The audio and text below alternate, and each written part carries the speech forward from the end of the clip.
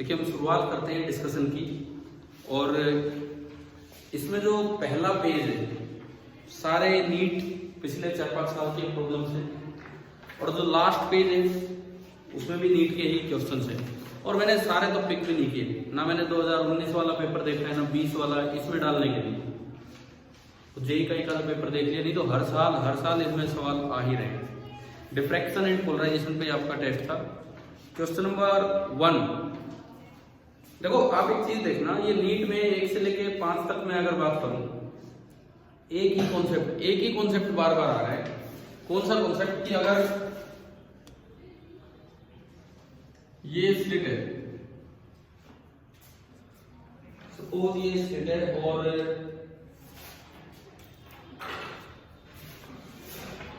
सामने ये स्क्रीन है, स्लिट से स्क्रीन d डिस्टेंस दूर और स्लिट का साइज a है, तो शायद आप और हम अच्छे से जानते हैं कि बिल्कुल बीच में तो होता है सेंट्रल मैक्सिमम, एंड फिर दोनों साइड में मिनिमम होता है।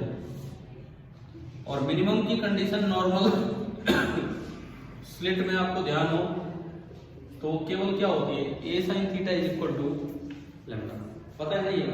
देखो इसी से कई सारे सवाल होते हैं। Question number 1, a beam of light of lambda 600 nanometre.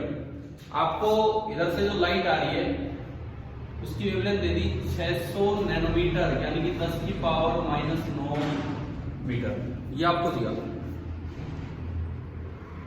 On a slit 1 mm wide, तो ये जो स्लिट की विड्थ है ए आपको दे दिया 1 मिलीमीटर, मतलब 10⁻³ मीटर। ठीक है,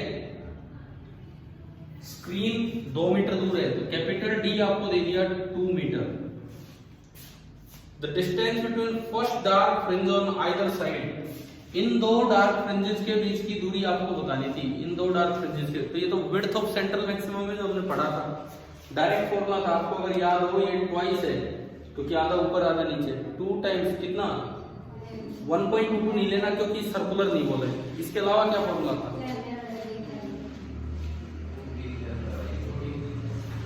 लैम्डा डी बाई ए। ठीक है, बस केवल एक फॉर्मूला लगना था, 2 लैम्डा डी बाई ए, केवल एक फॉर्मूला। अगर आप इसमें अप्लाई करो तो आंसर आ जाएगा।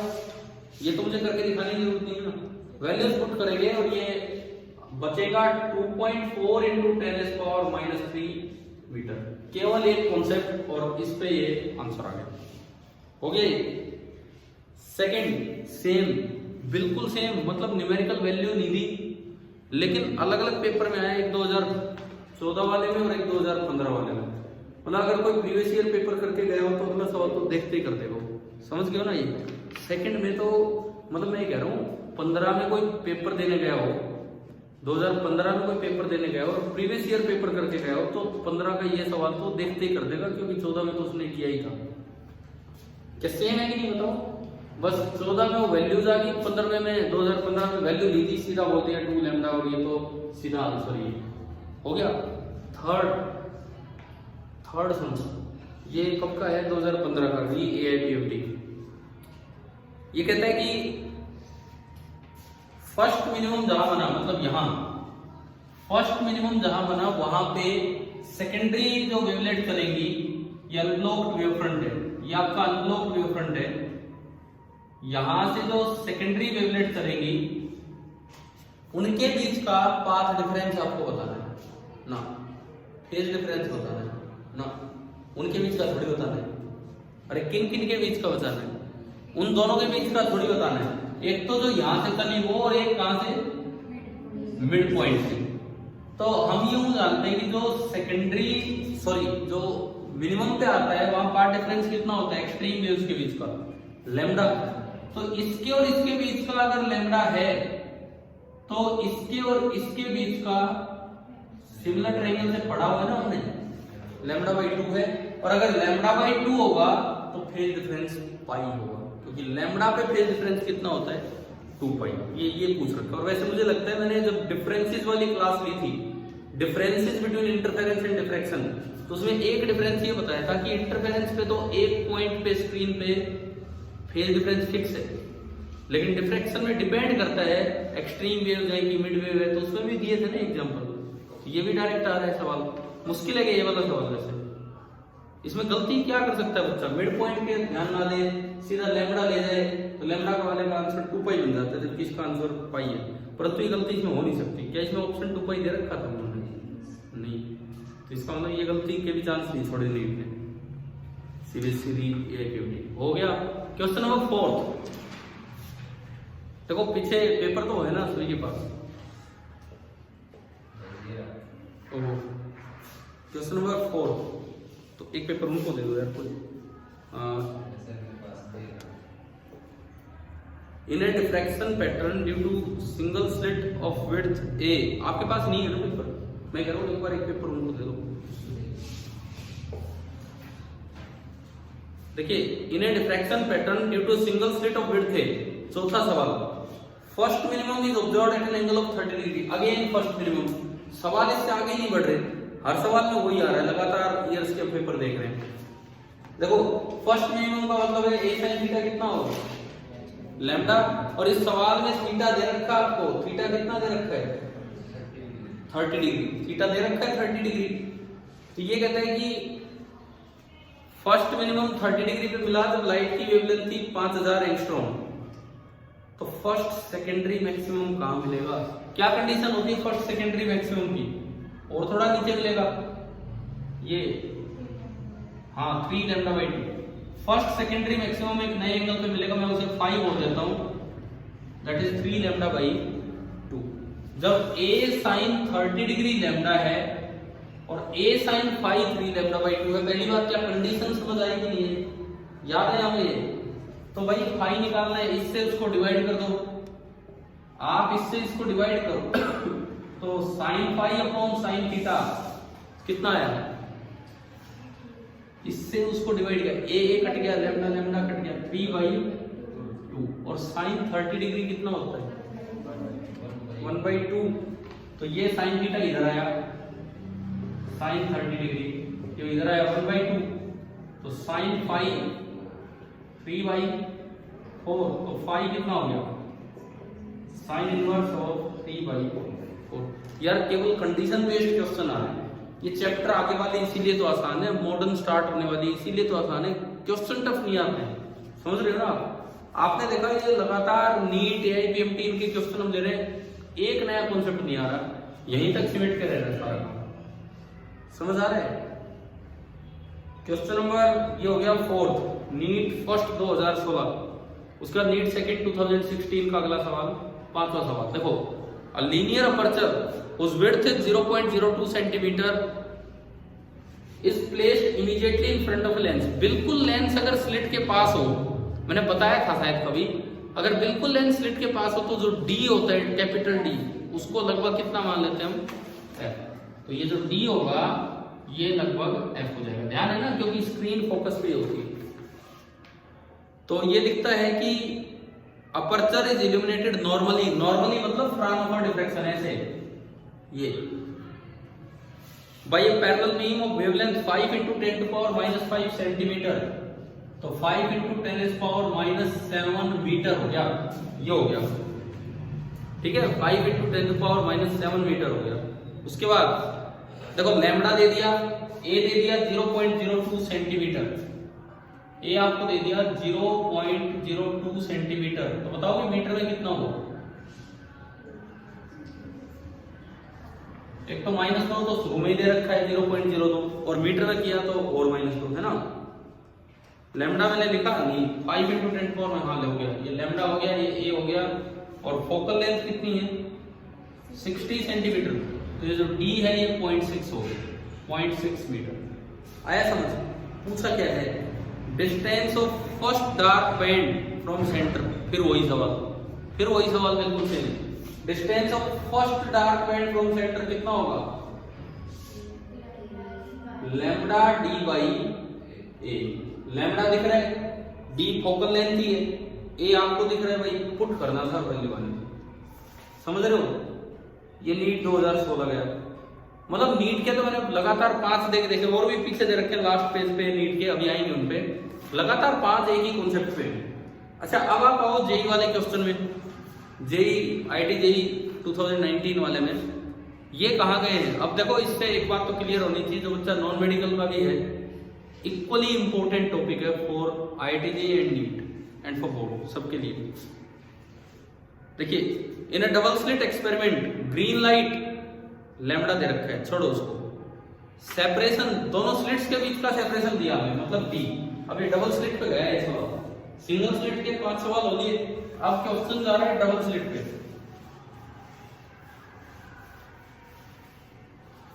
सिंगल स्लिट पे 5 क्वेश्चन होने के बाद अब ये जो छठा सवाल है ये आपका डबल स्लिट पे गया।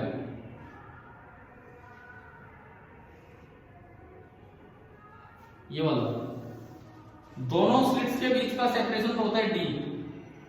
आप बताओ कितना दिया है क्वेश्चन में पढ़ के, 19.44 माइक्रोमीटर। और बताओ एक स्लिट का साइज कितना दिया, 4.05 माइक्रोमीटर, है ना। अब जब एक स्लिट का साइज दे दिया तो क्या डिफ्रैक्शन इफेक्ट शामिल नहीं होगा, होगा ना। और हमें पता है कि अगर डिफ्रैक्शन इफेक्ट शामिल होता है तो इंटरफेरेंस वाला तो एनवलप का ही काम करता है, पता है ना ये ना। डिफ्रैक्शन वाला तो एनवलप का ही काम करता है, असल ग्राफ तो इसके अंदर आएगा, असली ग्राफ तो इसके अंदर आएगा, ये तो एनवलप है। और आपको ध्यान हो ये होता था ग्राफ, समझ में आ रहा है, ठीक है। अब सुनो ये कहता है, अब आईआईटी में क्वेश्चन आया कि number of bright fringes between first and second diffraction minimum. देखिए between first and second diffraction minimum मतलब ये फर्स्ट डिफ्रैक्शन मिनिमम है और ये सेकंड। तो यार आपको मिसिंग ऑर्डर निकालना है, मिसिंग ऑर्डर और उनके बीच का बताना है। हमें पता है अगर मिसिंग ऑर्डर n होता है तो n की वैल्यू dy होती, और अगला मिसिंग ऑर्डर क्या होता है 2n। अब देखो dy किया आपने, d 19.44 माइक्रो से माइक्रो कटेगा और a कितना 4.05। क्या ये नियरली 5 है कि नहीं, 4 5 20 नियरली 5 के थोड़ा कम भी होगा तो फर्क नहीं पड़ता भाई। 5 की बजाय अगर ये 4.9 भी आ गया तो भी 5वां मैक्सिमम नहीं आ सकता है। क्यों, 4.9 दबाए तो अभी तो डिफ्रैक्शन एनवलप स्टार्ट होगा, तो क्या 5वां मैक्सिमम मिलेगा हमें, मिल ही नहीं पाएगा। तो 50 ये गायब हो गया, अगला उसका डबल कौन सा गायब हो गया 10। तो बीच में यार काउंट कर दो, 6 7 जहां भी होगा 8 9, कितने आए 4। पीएमटी एग्जाम यहां तक सीमित था, आईआईटी एग्जाम इससे अगले में चला गया। इससे क्या फर्क पड़ रहा है, कोई नया कॉन्सेप्ट बढ़ा है क्या बता। ये सवाल आसान है कि नहीं, है ना, सीधे सीधे सवाल आ रहे हैं। कौन सा छठा, ये 6 किसने सही किया, किसी ने नहीं किया, किसी ने नहीं किया। सवाल नंबर 6 गर्वित, आपने पेपर ट्राई कर लिया है? हाँ जी गर्वित, चेक नहीं है। गर्वित आवाज सुनो भाई, चलो कोई नहीं, वो दिख रहे हैं लेकिन सुन नहीं पा रहे मुझे। स्कूल में वो रिजल्ट नहीं आया बिकॉज वो चेक नहीं हुआ, लेकिन जो वहाँ पे बच्चे जो कल ही बता रहे थे हाईएस्ट 80 एक स्टूडेंट आधा, और तो रिजल्ट आएगा तब दिखेगा, आएगा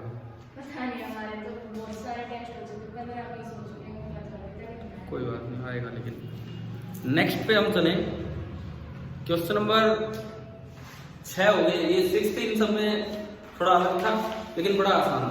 अब बुक्स में सॉल्यूशन देखोगे ना इनके यार, क्योंकि ये तो प्रीवियस ईयर मिल जाते हैं, तो इतना भी आसान सॉल्यूशन नहीं देते हैं। n बराबर निकालोगे वो फिर इनका डेरिवेशन पे लग जाते हैं कि कैसे आएगा कैसे नहीं, तो उन पे जाने की जरूरत नहीं। क्वेश्चन नंबर 7 7वें सवाल में एक मेन बात यह है कि ग्राफ देने की मुझे जरूरत नहीं थी, फिर भी मैंने आपको ग्राफ दिया क्योंकि एनसीईआरटी में ग्राफ इतना अच्छा नहीं दे रखा है। बताया था मैंने कि वो एनवलप डार्क रखा है, ऐसा नहीं होता। तो देखो बिना एनवलप दिखाए ग्राफ है, कहीं से ढूंढा है ग्राफ और ये आपको दिया। समझ में आ गया कैसा ग्राफ होता है, एक्चुअल ग्राफ कैसा होता है। बीच बीच में मैक्सिमम मिल रहे हैं, वो किसके मैक्सिमम है, इंटरफेरेंस के डिफ्रैक्शन के, इंटरफेरेंस के। और डिफ्रैक्शन का असर तो दिख रहा है इंटेंसिटीज पे। तो इसमें तो केवल ये पूछा है डिफ्रैक्शन एनवलप के अंदर कितने मैक्सिमम होंगे, वो ये एन निकालो dy, सीधा सवाल। ये काउंट कर दिए बीच वाले, भाई n मान लो, n 5 आएगा इसमें शायद, देखना d/a, और किसी चीज की जरूरत ही नहीं थी। 0.150 mm अपॉन 30 माइक्रो, mm होता है 10⁻³ और ये 10⁻⁶, तो 5 आ जाएगा, है ना। तो 5वां इधर दब गया और 5वां इधर दब गया, तो 4 तो ये बचे, 4 ये बचे और 1 सेंटर का, कितने हो गए बीच में? नहीं। आ गया समझ? ठीक है, आ गया मेरी समझ? मुश्किल था क्या ये? नहीं था। 8वां, इससे आसान क्या होगा सवाल? 8वां सवाल केवल आपसे ये पूछा है कि कितनी दूरी तक रे ऑप्टिक्स वैलिड होती है, उस डिस्टेंस को क्या बोलते हैं? क्या बोलते हैं उसे? Fresnel distance. पढ़ाया था ना ये, ZF से रिप्रेजेंट करते हैं। कितना, क्या फॉर्मूला होता है उसका ZF का? a²/λ। क्वेश्चन नंबर 9, जब पोलराइजेशन स्टार्ट किया तब बताया था कि पोलराइजेशन केवल ट्रांसवर्स वेव में होता है, तो साउंड वेव ट्रांसवर्स नहीं है, तो इसलिए उसमें पोलराइजेशन नहीं होगा। बता भी दिया था आपको, है ना। हो गए। 10th ग्राफ भी बनवा चुका मैं, ये एज इट इज क्वेश्चन करवाया था। ये ना एक IIT एग्जाम का ये क्वेश्चन है, ईयर का नहीं पता मुझे, तो वहीं से ग्राफ लिया था। और I0/8 मैक्सिमम होता है, पता है नहीं आपको। और इसका एक्सप्रेशन आया था I = क्या आया था? I0/8 × sin² of 2θ, और उसका ग्राफ बनवाया था। तो बी ऑप्शन इसका ग्राफ है। किस किस के ध्यान आ गए थे? 10th का ये बी है। तो I0/8 तो आने से तो 2 दिख रहे हैं तो, और I0/8 को मत रटाओ। मैंने उस दिन बोला था बुक में वो 2I0 बोल के फिर I0/4 आ जाता है, थोड़ा ध्यान रखना है। अब देखो इसके बाद 11 से 16, ये मैंने ना स्कैन किए थे एक जगह से डायरेक्ट, मैंने टाइप नहीं किया ये वाला पेज, ये तो पता लग ही जाता है।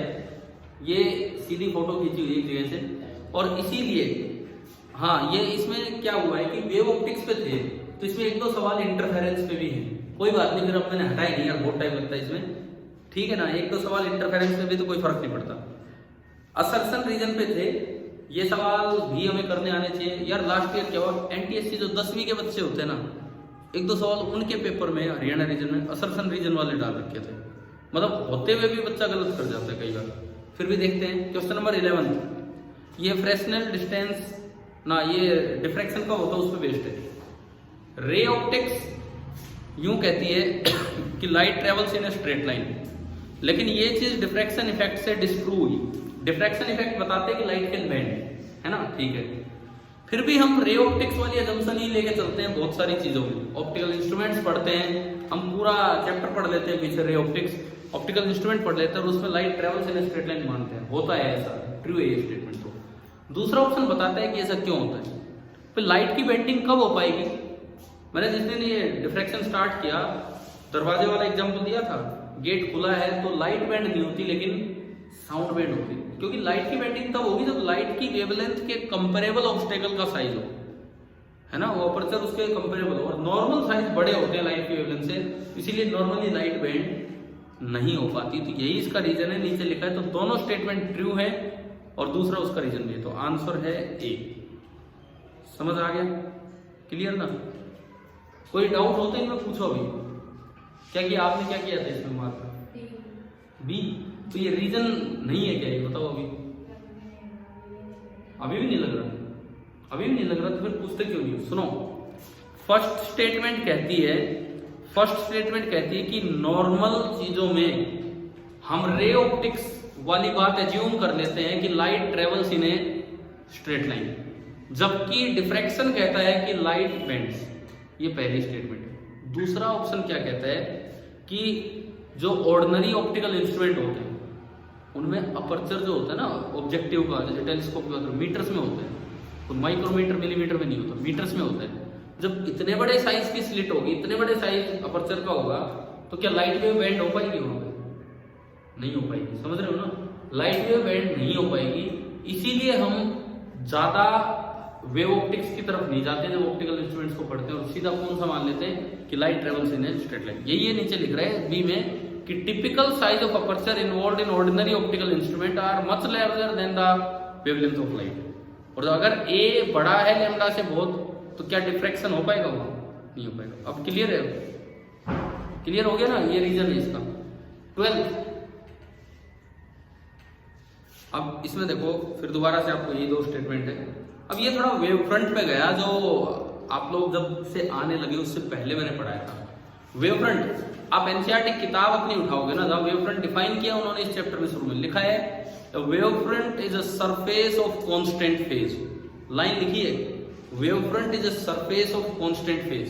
आप देख सकते हो अपनी बुक में, एनसीईआरटी टेक्स्ट बुक में, जहां वेव फ्रंट स्टार्ट होता है थोड़ा पीछे यहां पर लोकस ऑफ पॉइंट कहां दिया है, हां पेज नंबर कौन सा है, एनसीईआरटी 353 पे बोला गया है wave front is a surface of constant phase. एक ऐसी सरफेस जिस पे हर पॉइंट सेम फेज में होता है, उसे क्या नाम दिया जाता है, वेव फ्रंट। तो अगर दोनों पॉइंट सेम फेज में होंगे तो फेज डिफरेंस कितना होगा, 0। यही लिखा है इसने पहली स्टेटमेंट में। तो phase difference between any two points on a wave front is 0। सही है। दूसरी स्टेटमेंट का इससे कोई लेना देना नहीं है, लेकिन वो भी एक सही बात है। ये लिखता है corresponding to a beam of parallel rays of light the wavefront are planes parallel to one another। ये भी एनसीईआरटी में बना के दिखा रखा है कि अगर पैरेलल बीम ऑफ लाइट आएगी तो वेवफ्रंट ऐसे बनेगी, अगला भी ऐसे बनेगा। तो ये दूसरी स्टेटमेंट है। दोनों स्टेटमेंट्स बिल्कुल सही है। अगर पॉइंट सोर्स होता ना, पॉइंट सोर्स, तो उसका वेवफ्रंट स्फेरिकल बनते हैं, ठीक है, क्योंकि पॉइंट वेवफ्रंट हमेशा लाइट रेज के परपेंडिकुलर होता है। क्लियर है। ये पॉइंट वेवफ्रंट पे चला गया था जो डिफ्रैक्शन से पहले हम पढ़ा चुके हैं, लेकिन क्लियर है दोनों स्टेटमेंट सही हैं और रीजन भी है। अगला question, light waves can be polarised, सही है कि गलत है बताओ। पूरा चैप्टर पढ़िया है, बिल्कुल सही है। एंड अगला कहता है light waves are transverse in nature, बिल्कुल सही है। और पोलराइजेशन इसीलिए होता है क्योंकि ये ट्रांसवर्स है। हाँ, तो इसका मतलब ये रीजन भी है। तो ए ऑप्शन आ गया, समझ आ गया। 14th, law of conservation of energy is violated during interference.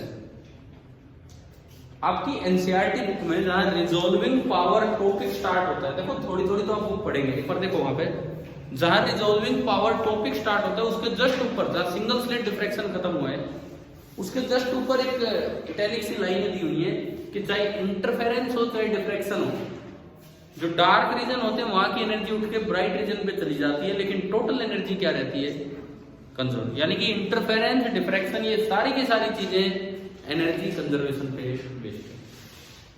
समझ आ गया ना, ठीक है। तो पहली ही स्टेटमेंट गलत है। अगर पहली स्टेटमेंट गलत है तो ऑप्शन ही एक बचता है, कौन सा, डी, क्योंकि केवल डी ऑप्शन में ऐसा है कि both A and R are false और किसी में ए फॉल्स है। तो इसमें दूसरी भी गलती आप पढ़ लेंगे, दूसरी स्टेटमेंट इंटरफेरेंस से रिलेटेड है। अगला 15th, YDSC अरेंजमेंट जो आप पढ़ते हैं, जब आप इसको लिक्विड में डाल देते हैं तो फ्रिंज विड्थ डिक्रीज हो जाती है। देखो लिक्विड में डालने पे लैम्डा कम हो जाता है, अगर एयर में लैम्डा है तो लिक्विड में लैम्डा हो जाता है lambda by L, lambda by mu, lambda by L. और बीटा फ्रिंज विड्थ का फॉर्मूला हुआ करता है, ये इंटरफेरेंस का फॉर्मूला है। तो अगर लैम्डा कम होगा तो बीटा भी कम होगा, फ्रिंज विड्थ कम होगी। और नीचे ही उसका रीजन लिखा है क्योंकि वेवलेंथ क्या हो जाती है, कम हो जाती है। इंटरफेरेंस का एक क्वेश्चन था तो दोनों सही है, रीजन भी सही है, तो ये आ गया। 16 देखो आपके रिजॉल्विंग पावर का एक आसान सवाल, resolving power of A telescope decreases on decreasing the aperture of its objective lens. आपको ये तो वैसे याद होना चाहिए, आपको बताया था मैंने कि ऑब्जेक्टिव लेंस का अपर्चर बढ़ा दिया जाता है। क्यों? क्योंकि डी थीटा के फॉर्मूले में ए नीचे आता है, ए जितना बड़ा लोगे डी थीटा उतना ही छोटा होगा। लिमिट ऑफ रिजोल्यूशन जितनी छोटा होती है रिजॉल्विंग पावर उतनी ही अच्छी होती, बेटर होती है ना। और दूसरे में कारण दिया है, वो फॉर्मूला दिया है। तो डी थीटा का फॉर्मूला था 1.22 lambda upon D, resolving power उसका रेसिप्रोकल। तो यही रीजन है और दोनों स्टेटमेंट सही है। अब एक बार ये बताओ 11, 12, 13, 14, 15, 16, 6 थे असर्शन रीजन, 6 में से 4 सवाल कौन सही कर पाया? 6 में से 4। कल अगर आपको ध्यान है, आपकी उम्र तो मेरे पास है लेकिन वैसे आपको याद होगा, 6 में से 3 सही हुए। चलो कोई, लेकिन अभी समझ आया कैसे करने होते हैं असर्शन रीजन वाले। पहले एम्स का अलग पेपर हुआ करता था, उसमें तो यार अलग से पूरा पार्ट आता था असर्शन रीजन का।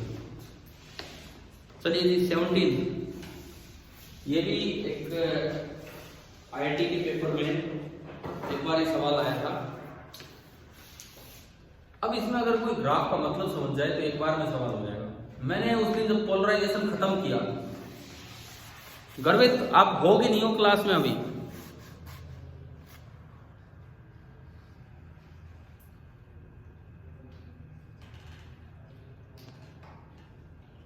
यार आप बोल क्यों नहीं पा रहे हो?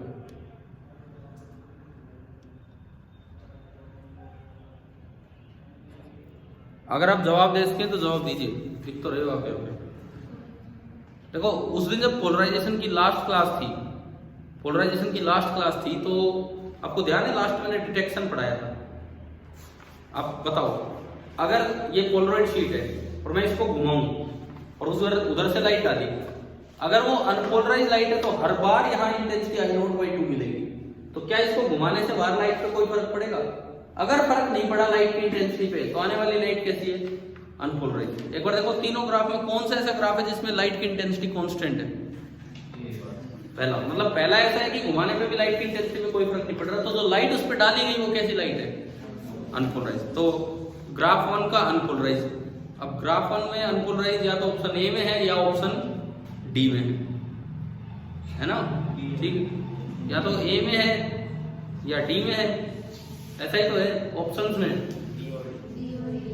बी और डी, सॉरी हाँ बी और डी में। अब सुनो, अब हमने ये पढ़ा कि अगर पोलराइज है, पोलराइज या प्लेन पोलराइज या कंप्लीटली पोलराइज या लिनियरली पोलराइज, हमारे लिए एक ही बात, और पार्शियली पोलराइज अलग है। तो मैंने बताया था कि अगर प्लेन पोलराइज है तो इसको घुमाओगे तो 90 डिग्री जो होगा तो बाहर इंटेंसिटी बिल्कुल कितनी हो जाएगी? 0। और पार्शियली पोलराइज है तो 90 डिग्री करने पे जो थोड़े बहुत डॉट्स थे वो तो आएंगे। तो दो ग्राफ ऐसे हैं जिनमें इंटेंसिटी वेरी कर रही है, लेकिन एक में 0 तक जा रही है, एक में 0 तक नहीं जा रही है। अब देखो किस में 0 को टच कर रही है? सेकंड ग्राफ के नीचे दिखा रखी है 0 लाइन, सेकंड ग्राफ में 0 को टच कर रही है। 0 लाइन बीच में थोड़ी है, ये ध्यान रखना, 0 नीचे मेंशन्ड है। समझ रहे हो ना? कई बार बच्चे सोचते हैं ग्राफ तो ऐसा होता है, आधा ऊपर आधा नीचे, साइन का ग्राफ थोड़ी है। तो सेकंड लाइन में ग्राफ जो है वो कैसा है? 0 को टच कर रहा है, तो कैसी लाइट है? प्लेन, कंप्लीट पोलराइजेशन है। और तीसरे में पार्शियली। क्या अब बताओ, क्या अब समझ आ गया कौन कौन ये सवाल सही करते हैं? यार ये होना चाहिए था ना, अब ये मुश्किल थोड़ी है, ऐसी गलतियां क्यों करते हो पेपर में? क्वेश्चन नंबर 18, इसमें बोला कि लाइट आई और ब्रूस्टर एंगल पे आई, ब्रूस्टर एंगल पे मतलब पोलराइजिंग एंगल पे। तो जब ब्रूस्टर एंगल पे आती है तो आपको ध्यान भी होगा ओनली क्या चीज रिफ्लेक्ट होके चलेगी? बोलो यार, डबल एरो और डॉट्स में से ओनली क्या चीज? डॉट। ये ग्लास स्लैब है, ये सरफेस ऑफ द स्लैब है, इस तरह से, ठीक है। अब मैं कोई लाइट लेता हूं, ये आपने लाइट ली, ये इसमें double arrow and dots, double arrow and dots, ये सब चीजें हैं। अगर आप ब्रूस्टर एंगल पे डालते हो तो आपको पता होगा इधर ओनली क्या जाते हैं? थोड़े से डॉट्स, इधर सारे तो डबल एरो और कुछ डॉट्स, ये था ना, ठीक है। तो पूछा ये है कि नीचे जो निकले, नीचे तो ये वाली लाइट निकलेगी, जिसमें ये बताओ ये कैसी लाइट है? अनपोलराइज की, पार्शियली पोलराइज की, प्लेन पोलराइज, पार्शियल पोलराइज। तो बस यही सवाल था। यहाँ पी पॉइंट पे वो पोलराइड लगा के घुमाया गया है। तो अगर पार्शियली पोलराइज लाइट होगी तो इंटेंसिटी वेरी करेगी ना, क्या 0 हो पाएगी? नहीं हो पाएगी। ये था ये सवाल। नेक्स्ट आ गया समझ? स्टेटमेंट अगर पढ़ोगे तो 18 का सी, कौन कौन बच्चा ये करके आया? ठीक है, वैसे होना चाहिए था यार, इतना मुश्किल कहाँ दे रखे हैं हमने। 19th देखो कितना आसान सवाल है। आपको चाहिए ब्लैक बॉडी रेडिएशन के बारे में ना पता हो, लेकिन आपको ये तो पता है कि वेव ऑप्टिक्स में आप क्या क्या पढ़ते हैं? Interference, diffraction and polarisation. अब मैं 3 फिनोमेना के नाम देता हूं। इंटरफेरेंस, डिफ्रैक्शन और पोलराइजेशन, ये तो एक्सप्लेन होते हैं by the wave nature of light.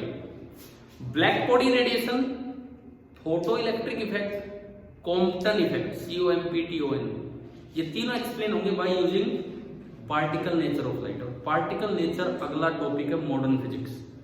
Modern physics में particle nature of light start होगा, तो ये तीनों वहां एक्सप्लेन होंगे। याद रखो, interference, diffraction polarisation, wave nature and कौन कौन से बताए मैंने, black body radiation, photo electric effect and Compton effect, ये पार्टिकल। परंतु इसमें ऐसा कोई कंफ्यूजन नहीं था क्योंकि 3 नाम है, बड़े आसान थे। हो गए। क्वेश्चन नंबर 20 फिर से लगभग वैसा ही क्वेश्चंस रिपीट हो रहे हैं, कॉन्सेप्ट रिपीट हो रहे हैं। मैं क्या करूं, नीट ही कॉन्सेप्ट रिपीट कर रहा था शुरू के 5 सवाल में, वही हमने दिया। Plane polarise light is pass through polaroid sheet. देखो ये पोलराइड शीट है और यहां से प्लेन पोलराइज लाइट आई, प्लेन पोलराइज लाइट आई तो इसको घुमाने से फर्क पड़ेगा या नहीं है? क्या? अरे अनपोलराइज नहीं कह रहा भाई मैं, प्लेन पोलराइज लाइट आ रही है, प्लेन पोलराइज लाइट मतलब कंप्लीटली पोलराइज लाइट, तो क्या इसको घुमाने से फर्क पड़ेगा या नहीं पड़ेगा? और क्या इंटेंसिटी 0 होगी या नहीं? बोलो होगी, बिल्कुल होगी, क्योंकि पार्शियली पोलराइज नहीं है। अब देखो सपोज उसमें डबल एरो आ रहे हैं, डबल एरो अगर यहां थे तो एज इट इज पास हो गए। मैंने इसको घुमाया एक फुल रोटेशन मतलब 360 डिग्री पे, तो देखते हैं क्या होगा। पहली बार 90 डिग्री पे जाने पे बाहर इंटेंसिटी कितनी, 0। 180 पे तो फिर से पूरा पास होगा तो इंटेंसिटी मैक्सिमम। 270 पे जाने पे 0 और 360 से मैक्सिमम, तो पूरे 360 में 2 बार तो 0 हुआ और 2 बार मैक्सिमम हुआ। तो यही था इसमें ऑप्शन। आ गया समझ में? कौन कौन सही कर गया? एक भी नहीं कर गया यार। वही सेम तो चीज मैं पूछ रहा हूँ बार, मेरे पास कहां से सवाल थे और अब मैंने कहा एक और पेपर दूंगा ट्यूसडे को इसका। सवाल फिर से सोचो, अब 30 सवाल कहां से बनाऊंगा? काफी तो आपको दे दिए, लेकिन फिर भी आपको करना पड़ेगा से paper. Question number 21, Brewster law हमने प्रूव करवाया तो ऊपर एयर माना था, लेकिन ये बताया भी था कि अगर एयर की बजाय कोई और मीडियम हो तो क्या करना होगा, है ना। तो क्वेश्चन नंबर 21 जो है सीधा ब्रूस्टर लॉ पे। देखो ये इधर का रिफ्रैक्टिव इंडेक्स n1 और इधर का n2, और आप यहां से लाइट डाल रहे हैं। पोलराइजिंग एंगल पे जब आप लाइट डालते हैं तो आपको पता होगा ये और ये लाइट दोनों कैसे जाती है एक दूसरे के, पता है ना, ये परपेंडिकुलर। अगर ये एंगल IP तो बाय लॉ ऑफ रिफ्लेक्शन ये भी कितना, IP 90 पूरा 180, तो ये कितना बचा, 90 माइनस IP बचा। स्नेल्स लॉ लगाओ यहां से यहां, Snell's law n1 into sine I is equal to n2 into sine 90 minus IP। Sine 90 minus IP क्या होता है, कोस IP, तो ये उसके नीचे चला गया तो tangent IP is equal to, और ये बचा n2 बाई n1, तो tan inverse of n2 by n1। भाई एक ही तो नया काम बढ़ाया था कि मैंने ऊपर एयर के बजाय ये दे दिया था। कौन कौन सही करके आए? 21 इधर से आधे ऊपर नहीं होते, इधर ही होते रहते हैं हर बार। 22 resolving power, formula based question है, फॉर्मूला बेस्ड ना। 22वां तो अलग है, 22वां देखिए, बीच में एक वही सवाल दे दिया बीच में फिर दोबारा से, जो शुरू के 4-5 में आ रहा था नीट में। मोनोक्रोमेटिक लाइट है, वेवलेंथ कितनी है 580 इंटू 10⁻⁹ मीटर। विड्थ कितनी है, ए दे दिया 0.3 इंटू 10⁻³ मीटर। स्क्रीन कितनी दूर है, डी दे दिया 2 metre. Width of central maximum, क्या formula, 2 lambda d by a, 2 lambda d by a लगाना था। हुआ कि नहीं हुआ बताओ, कौन कौन सही करके आए? सेम कॉन्सेप्ट फिर आ रहा है, सबसे इंपॉर्टेंट कॉन्सेप्ट है डिफ्रैक्शन का, बार बार आ रहा है। 23 अब रिजॉल्विंग पावर पे ये सवाल, 23वां सवाल देखो, माइक्रोस्कोप की रिजॉल्विंग पावर का क्या फॉर्मूला था बताओ? डी मिनिमम का फॉर्मूला बताओ, लिमिट ऑफ रिजोल्यूशन का।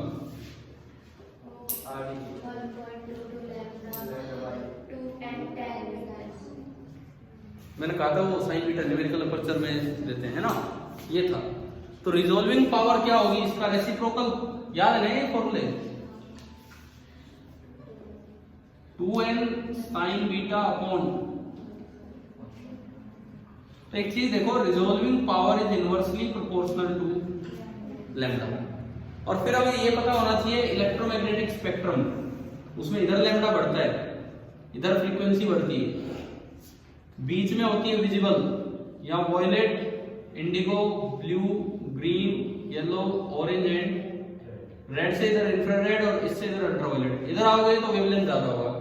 रिजॉल्विंग पावर अच्छी तब होगी जब वेवलेंथ कम हो, है ना। पहला ऑप्शन, रेड लाइट यूज करनी चाहिए वॉयलेट की जगह। रेड की तो वेवलेंथ ज्यादा है वॉयलेट से, तो उससे तो रिजोल्यूशन खराब होगा। दूसरा ऑप्शन, वॉयलेट यूज करनी चाहिए रेड की जगह। वॉयलेट का लैम्डा कम है तो रिजोल्विंग पावर अच्छी है, सही है। तीसरा, इंफ्रारेड यूज करनी चाहिए। इंफ्रारेड तो और भी दूर जा रही है लैम्डा में, गलत। और चौथे तो ऐसे ही वापस रखिए माइक्रोस्कोप में। ये नॉर्मल एडजस्टमेंट जो है ना, रे ऑप्टिक्स का एक पॉइंट है कि माइक्रोस्कोप को आप इस तरह से यूज करो कि जो इमेज बने वो इन्फिनिटी पे बने, तो उसे बोलते हैं नॉर्मल एडजस्टमेंट। कि माइक्रोस्कोप को इस तरह यूज करो कि जो फाइनल इमेज बने वो इन्फिनिटी पे बने, तो लेकिन उसका रिजोल्यूशन से कोई लेना देना नहीं है। शायद अगर आपको फॉर्मूला याद था और ये थोड़ा ये कंपैरिजन याद है तो ये हो जाना चाहिए था। 24वां, 24, suppose that you can बेयरली resolve 2 red dots owing to diffraction by the pupil of your eye। ये कहता है कि बोर्ड पे ना आपको 2 रेड डॉट्स दिख रहे हैं। देखो आप अलग अलग देख पा रहे हो ना, बिल्कुल देख पा रहे हो, लेकिन बेयरली मतलब बस देख ही पा रहे हो। ध्यान से देख रहे हो तो पता लग रहा है कि दो डॉट्स है। If we increase the general illumination around you, मान लो आपके आसपास 2-3 लाइट और ऑन कर दी, तो क्या होता है इससे? आप ही बताओ। आप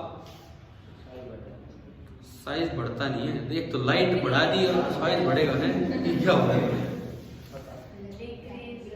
साइज कैसे बढ़ेगा भाई?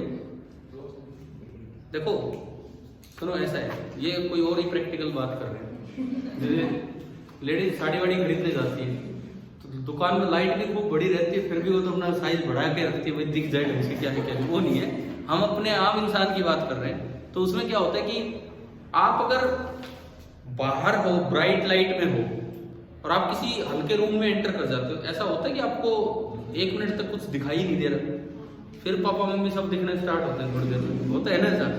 होता है। क्यों होता है? जब आप ब्राइट लाइट में थे तो प्यूपिल का साइज छोटा था, उस छोटे साइज के साथ आप रूम में एंटर कर गए, एक तो साइज छोटा, एक लाइट भी डिम, तो कुछ लाइट जा ही नहीं पा रही, धीरे धीरे प्यूपिल का साइज बड़ा होगा और तब वो लाइट है। ऐसे ही कई बार कहते हैं जैसे रूम से और बाहर धूप में गया तो एकदम से मतलब आंखें चुंधिया जाना इस तरह से हो जाता है ना, दिख ही नहीं पा रहा, कुछ ऐसा हो गया। क्यों? प्यूपिल का साइज बहुत खुला हुआ था रूम में। अब ब्राइट लाइट में जाओगे तो एकदम बहुत ज्यादा लाइट आ जाएगी, तो प्यूपिल का साइज फिर धीरे धीरे क्या होता है? कम होता है, ताकि लाइट कम आए। तो ये कहता है आप इल्यूमिनेशन में आए, इल्यूमिनेशन में आए तो प्यूपिल का साइज बड़ा होगा या छोटा होगा? छोटा होगा। ए कम हो गया, ए, क्योंकि स्लिट का साइज कम हो गया। तो पूछा है बताओ क्या अब उनको रिजोल्व कर पाना आसान हो गया मुश्किल हो गया? रिजोल्वेबिलिटी का फॉर्मूला रिजोल्व ये वाला नहीं, जो एक सिंपल साइज पे जो डिपेंड करता है, ए डी थीटा का फॉर्मूला क्या था? 1.2 लैम्डा अपॉन ए। तो रिजोल्विंग पावर होती है ए अपॉन 1.22 लैम्डा। ए जितना बड़ा होगा रिजोल्विंग पावर उतनी ही अच्छी होगी। आपकी विजिबिलिटी ना सॉरी साइज कम हुआ है तो ए कम हुआ है तो रिजोल्विंग पावर कम होगी। तो क्या अब इनको अलग अलग देख पाना पॉसिबल हो पाएगा? कहाँ गए वो दो? देखो ये 2 थे, पहले आप इनको अलग अलग देख पा रहे थे, लेकिन जैसे आप आपका प्यूपिल का साइज थोड़ा कम करोगे तो उनको देख पाना मुश्किल हो जाएगा अलग। समझ गए ना? कैसा सवाल था, एक प्रैक्टिकल सा क्वेश्चन था। आप इसे खुद करके देख सकते हो, वैसे तो करके देखना चाहो तो दिख जाएगा ये। नेक्स्ट 25, 24वां सवाल भी कौन कौन करके आया? समझ आ गया था कैसे करना है? ठीक है।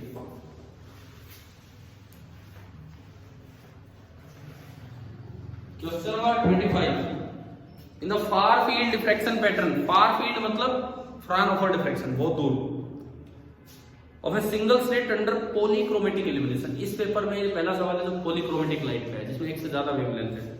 ये कहता है first minimum at wavelength lambda 1 is found to be coincident with the third maximum at wavelength lambda 2।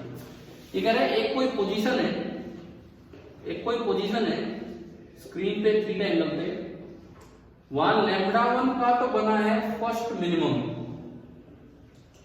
और लैम्डा 2 का क्या बना है? Third maximum. कंडीशंस पे जाओ। फर्स्ट मिनिमम की कंडीशन होती है कि a sin थीटा मान कितना होगा, n लैम्डा 1। उसी जगह देख रहे हो तो पार्ट डिफरेंस तो सेम होगा a sin theta. Third maximum की कंडीशन है कि a sin थीटा होगा, देखो मैक्सिमम पे होता है 3 लैम्डा बाई 2, फिर 5 लैम्डा बाई 2, थर्ड पे कितना होगा 7 लैम्डा बाई 2। 7 बाई 2 का मतलब है 3.5। समझ गए हो क्या यार, ये दोनों तो सेम ही है, इनको इक्वेट करना था। एक बार में आंसर आ रहा है, अगर कंडीशन कोई कोएफिशिएंट चलाने की जरूरत नहीं है, अगर कंडीशन ध्यान है तो। किस किस का ये सही हुआ, 25 26। अगर एनसीईआरटी पढ़ के आए हो तो हो सकता है आप k/4 टिक करे हो। किसी नहीं हो बताओ, किसी ने k/4 लगाया है? लगाया। वो केवल इंटरफेरेंस, वो केवल इंटरफेरेंस है। क्या मैंने इसमें एक स्लिट का जिक्र कर दिया कि नहीं? अब सुनो, हमने ऐसे बहुत से सवाल लिए थे कि जहां पे इंटरफेरेंस भी हो और डिफ्रैक्शन भी हो, तो रिजल्टेंट इंटेंसिटी होती है central intensity 4I0 into sine square alpha upon alpha square. बताओ याद है कि नहीं याद? ये याद है नहीं? 2 अल्फा होता था 2 pi by lambda into a sine theta, and phi होता था 2 pi by lambda into d sine theta. ये था। अब देखिए, ये कहता है सेंट्रल मैक्सिमम पे इंटेंसिटी k है, तो दरअसल सेंट्रल मैक्सिमम पे इंटेंसिटी होती थी 4I0। याद है क्या आपको? तो 4I0 की वैल्यू इसने क्या दे दी, k। एनसीईआरटी में बस इतना सवाल था कि what is the intensity at a point where path difference between the two waves is 4 lambda by 3। देखो path difference between the two waves मतलब d sin theta. d sin theta आपको दिया कितना, 4 लैम्डा बाई 3। आपने इसमें रखा lambda से lambda गया, ये हो गया 8 पाई बाई 3। मैं इसको लिख सकता हूं 2 पाई प्लस 2 पाई बाई 3। 2 पाई को हटा दो, कोई फर्क नहीं पड़ता। दिस इज इक्विवेलेंट टू 2, क्योंकि 2 पाई तो पूरा एक राउंड करवा देते हैं। 2 पाई बाई 3 मुझे चाहिए 5 बाई 2, तो 5 बाई 2 कितना होगा, पाई बाई 3। मैंने इसको पाई बाई 3 रखा, पाई बाई 2। कोस 60 डिग्री कितना होता है, 1/2, उसका भी स्क्वायर 1/4। तो अगर मैं इंटेंसिटी को आगे चलाऊं तो ये तो k आया, ये 1/4 आया। कोई बच्चा इतना ही लेगा तो आंसर k/4 लगाएगा। लेकिन मैंने एक लाइन और ऐड कर रखी है, क्या? Path difference between the secondary waves from and sources of unblocked wavefront. कोई एक अनब्लॉक्ड वेवफ्रंट के जो एंड सोर्स है उनके बीच का पाथ डिफरेंस क्या होता है, a sin थीटा। और वो कितना दिया है, लैम्डा। अगर ये लैम्डा है तो कट गया, तो 2 अल्फा बराबर 2 पाई, तो अल्फा बराबर पाई, अल्फा पाई। अल्फा की जगह जब पाई रखोगे तो साइन पाई होता है 0, तो आंसर क्या आएगा? देखो k/4 आंसर होता तब होता अगर वहां पे इंटरफेरेंस ही होता, डिफ्रैक्शन नहीं होता। अगर डिफ्रैक्शन हुआ है ना तो उस जगह आना तो था इंटरफेरेंस का मैक्सिमम, लेकिन उसके ऊपर कौन आके बैठ गया है? अरे बोलो, उस जगह आना तो था इंटरफेरेंस का मैक्सिमम, ये लेकिन ऑर्डर मिस हो गया।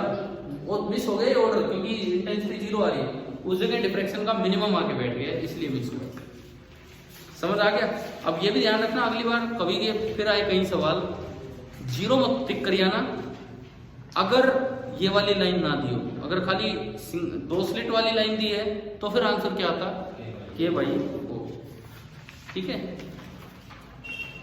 27। अब फिर से हम थोड़ा नीट की तरफ गए। The ratio of resolving power of an optical microscope for 2 wavelength. हमने अभी थोड़ी देर पहले देखा, बोर्ड से हट चुका है, कि जो रिजॉल्विंग पावर होता है that is inversely proportional to lambda. पढ़ा था नहीं? रिजॉल्विंग पावर जो होता है वो लैम्डा के इनवर्सली प्रोपोर्शनल है। इसका मतलब कि resolving power 1 by resolving power 2 is equal to lambda 2 by lambda 1। और कितना दे रखा है, 2 लैम्डा। लैम्डा 1 4000, लैम्डा 2 6000, तो 6000 एंगस्ट्रॉम बाई 4000 एक्टिंग स्ट्रॉन्ग। ये कट गया, ये कट गया, 6/4 मतलब 3/4। ये कर क्या है होती फॉर्मूला में था। नीट के तो यार सवाल देखो एक बार, कितने आसान डिफ्रैक्शन के क्वेश्चन आ रहे हैं। बल्कि बीच का पेपर तो हो सकता है थोड़ा टफ हो, फर्स्ट पेज और लास्ट पेज नीट वाले जो है ना वो तो आसान चल रहे हैं, है ना। 28 नीट 2018। अब आपको दिखते ही ये पता लग रहा है कि बी और सी तो गलत है, बी और सी तो गलत है क्योंकि आई होता है tan इनवर्स म्यू। लेकिन अब ए और डी में ही बच्चों को कंफ्यूजन हो जाता है और ज्यादातर बच्चे ए लगाए करते हैं। कौन कौन ए लगा के आया बताओ, और आंसर तो है डी। सुनो तो इधर सुनो, ये वाला डायग्राम मैं फिर बना दूं। पोलराइजिंग एंगल पे अगर आप डालते हो ब्रूस्टर एंगल पे तो लाइट इधर निकलती है। इसमें तो ओनली क्या होते हैं dots, double arrows and dots आए और ओनली डॉट्स आगे गए उधर। तो सुनो, प्लेन ऑफ इंसिडेंस है ये जो बोर्ड का प्लेन है इसको क्या बोलते हैं प्लेन ऑफ इंसिडेंस, और ये है इसके परपेंडिकुलर प्लेन। डबल एरो तो इस प्लेन में है और डॉट इसके परपेंडिकुलर है। तो कौन सी चीज आगे पास हुई है रिफ्लेक्शन में, डॉट या डबल एरो? डॉट। तो एक बार पढ़ना, ए ऑप्शन तो कहता है reflected light is polarised with its electric vector parallel to the plane of incidence. अगर डबल एरो उसमें गए होते हैं ना तो हम बोलते हैं इलेक्ट्रिक वेक्टर है parallel to the plane of incidence. उसमें कौन सी चीज चलती है, डॉट चलती है। तो आंसर आएगा with electric vector perpendicular to the plane of incidence. क्या समझ आ गया कि नहीं? अगर होता ना option electric vector parallel to the reflecting surface तो बताओ सही होता गलत होता? Electric vector parallel to this reflecting surface, बताओ ये है रिफ्लेक्टिंग सरफेस ये है। अगर लिखा होता electric vector parallel to reflecting surface सही होता गलत होता? सही। ये डॉट्स हैं, ये डॉट्स हैं। प्लेन ऑफ इंसिडेंस के तो पैरेलल हैं ना, प्लेन ऑफ इंसिडेंस के तो परपेंडिकुलर है, परंतु जो रिफ्लेक्टिंग सरफेस है, रिफ्लेक्टिंग सरफेस उसके तो क्या है ये पैरेलल है ना। देखो प्लेन ऑफ इंसिडेंस है ये प्लेन ऑफ इंसिडेंस है तो डॉट्स इसके तो परपेंडिकुलर है, परंतु रिफ्लेक्टिंग सरफेस के डॉट्स क्या है पैरेलल। सीधे आ रहा है समझ में? 29 ये हो गया। इतना इजी क्वेश्चन कब का है पता नहीं, कब का है, कब का है तो बहुत ही पुराना है, लेकिन कोई बात नहीं। पहले सीपीएमटी एग्जाम हुआ करता था इस तरह से। इतना इजी सवाल है कि जब ये वाला काम हुआ है तो रिफ्रैक्टेड और रिफ्लेक्टेड लाइट का एंगल कितना है, कई बार हम याद भी कर चुके हैं। कितना एंगल होगा π/2 90 डिग्री। कितने बच्चे ये वाला सही करके आए कि हाँ ये तो आ ही गया दिमाग में। अब भाई ये भी नहीं आएगा तो फिर क्या आएगा दिमाग में, ये तो पढ़ा रखा है इतना तो। और क्वेश्चन नंबर 30 हो गया सही, ठीक है। रेशनल डिस्टेंस पे था, देख लो फिर भी देख लो एक बार। कई बच्चे इसको डिफरेंशिएशन से भी करते हैं, कई बुक्स डिफरेंशिएशन से करती है, ऐसा करने की जरूरत ही नहीं पड़ती। इधर देखो, box of a pinhole camera of length L। भाई पिनोल कैमरा है कोई और उसकी लेंथ L का मतलब है कि जो स्क्रीन है वो होल से, स्क्रीन जो है वो होल से कितनी पीछे है L। तो मतलब जो कैपिटल D हम बोला करते थे वो तो कितना हो गया L, ठीक है। As a hole of radius a, यहां पे ये ए साइज का ये दिया है, क्लियर है, ठीक है। इसके बाद it is assumed that when the hole is illuminated by a parallel beam of light of wavelength lambda, जब इस पे लाइट डाली गई जिसकी की वेवलेंथ कितनी है लैम्डा, तो ये बोला गया है कि the spread of the spot obtained on the opposite wall of the camera is the sum of its geometrical spread and spread due to diffraction। कुछ तो इसका ज्योमेट्रिकल स्प्रेड है, वो तो ए तो ज्योमेट्रिकली रहेगा ही रहेगा, लेकिन कुछ ये थोड़ा साइड में भी स्प्रेड हो गया ड्यू टू डिफ्रैक्शन। तो ये इतनी दूर तक फैल गया, इतनी दूर तक फैल गया, ठीक है। तो ये लिखता है the spot would then have its minimum size, उस स्पॉट का जो मिनिमम साइज है वो कितना बोला गया है बी मिनिमम। बोला है कि एक तो स्पॉट कब बनेगा और इसका मिनिमम साइज क्या होगा, ये आपको बताना था। ये बताना था कि स्पोर्ट कैसे बनेगा और इसका मिनिमम साइज क्या होगा। कैसे किया? भाई फ्रेशनेस डिस्टेंस जो है that is nearly equal to a square by lambda. ये दूरी कितनी है? l a square by lambda. कम से कम इतना होगा तभी तो ये दिख पाएगा आपको। तो यहाँ से a कितना आ रहा है? Under root of lambda into l। और दूसरी बात, अगर बी मिनिमम निकालोगे यहाँ से, तो मैंने उसमें जब पढ़ाया था ये कहा था कि सेंटर से यहाँ तक की ये दूरी a है। आपको ध्यान हो तो ये a/2 इधर जाएगा, a/2 इधर जाएगा, इस तरह का होता है। और सेंटर से यहाँ तक की ये दूरी कितनी है? तो पूरा कितना हो गया? 2a। तो 2a मतलब 2 इंटू अंडर रूट लैम्डा कितना हो गया? अब मैं ये क्वेश्चन आपको होमवर्क में दे रहा हूँ, एक बार इस पे थोड़ा और सोच विचार करके आए, इस पे थोड़ा और सोच विचार करके आए कि और क्या हो सकता है इसमें, और क्या चीज जिस पे हमारा ध्यान जाना चाहिए। डिफरेंशिएशन से ये कैसे हो सकता है, ठीक है? या फिर ये जो आर्गुमेंट दिए हैं इनमें कोई कमी है क्या? मतलब आपको एक पॉइंट आउट करना है कि इन आर्गुमेंट्स में क्या कमी है। ये मैं आपको पहले बता रहा हूँ कि अगर दिमाग में आए। चलो कोई नहीं, अगली क्लास में हम मॉडर्न ही स्टार्ट करेंगे, लेकिन बस आपको होमवर्क के लिए क्वेश्चन दोबारा दे रहा हूँ कि अपना ट्राई कर लेना कि क्या है इसमें क्या नहीं। अच्छा ये बताओ, पेपर डिस्कस हो गया, कैसा था यार? कोई ज्यादा खतरनाक पेपर था क्या? मुझे लगता है कोई सवाल तो सेम तरीके के रिपीट हुए, कॉन्सेप्ट आसान थे।